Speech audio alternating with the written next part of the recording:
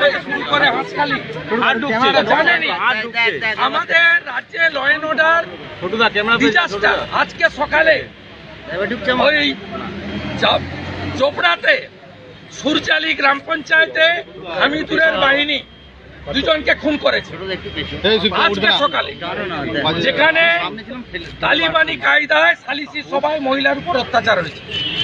আমরা main principal opposition, BJP ছাড়া ভিতরে কোনো অপোজিশন নেই। আমাদের বলার জায়গা কোথায়? এক নম্বর, রাজ্যপালের ভাষণে আইন শৃঙ্খলা বলার সুযোগ থাকে। এবছর 24-এ রাজ্যপালের ভাষণ হয়নি। 13 বছরে 12 বার হোম ডিপার্টমেন্টের বাজেট গিলোটিন।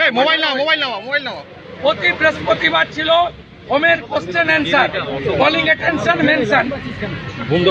গত সেশন থেকে এটা সোমবার করা হয়েছে এবং কোন সোমবার কোন বিধায়কের কি শাসক কি বিরোধী হোম ডিপার্টমেন্টের কোশ্চেন নেওয়া হয় না।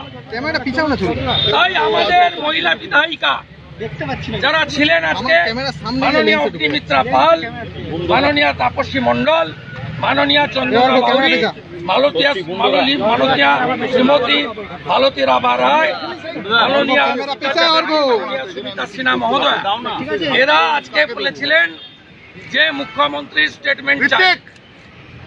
মুখ্যমন্ত্রী হাউসে তো নেই, আমরা বলেছিলাম নেই তো অন্য কোনো মন্ত্রী স্টেটমেন্ট, সেটাও ইগনোর করা হয়েছে। উল্টে চন্দ্রিমা ভট্টাচার্য মাননীয় মন্ত্রীকে দিয়ে বলালো হলো যে সরকার মহিলা নির্যাতনের বিষয়ে অত্যন্ত কঠিন এবং কঠোর, এমন কঠিন এবং কঠোর রামপুরহাটের বক্তই, হাঁসখালি, ময়নাগুড়ি সব ঘটনা সিবিআইকে দিতে হয় করতে। এমন ভাবে এই সরকার কঠিন এবং কঠোর। কোচবিহারে বিজেপির একজন মাইনরিটি নেত্রীকে 1.5 কিলোমিটার হাঁটানো হয়, মূল অভিযুক্ত গ্রেপ্তার হয় না।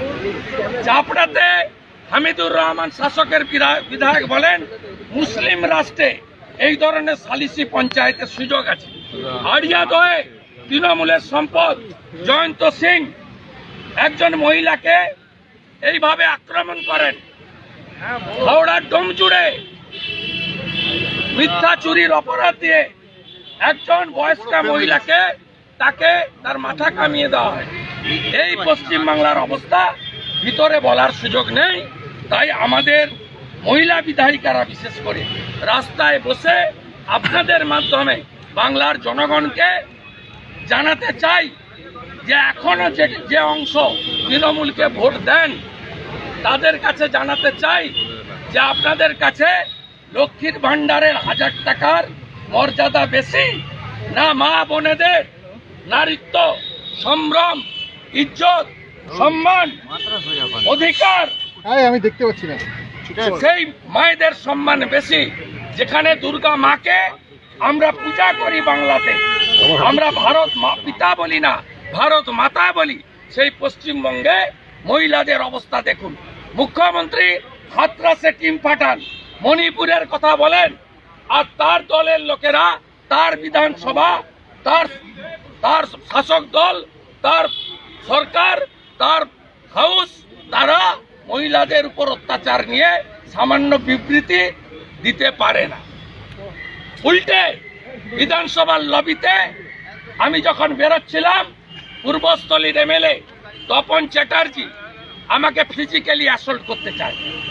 আপনারা জানেন বিজেপি এমএলএরা সেন্ট্রাল ফোর্স পায়, সেন্ট্রাল ফোর্সকে বাইরে রাখার অর্ডার আছে।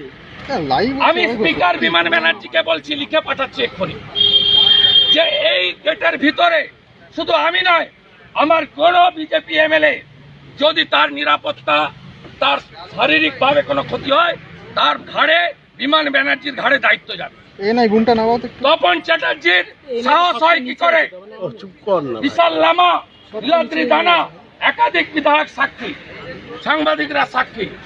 তিনি বিরোধী দলনেতাকে কার্যত ফিজিক্যালি টর্চার করার জন্য সেকেন্ড টাইম একবার হাউসের ভিতর করেছেন, আজকে লবিতে করলেন।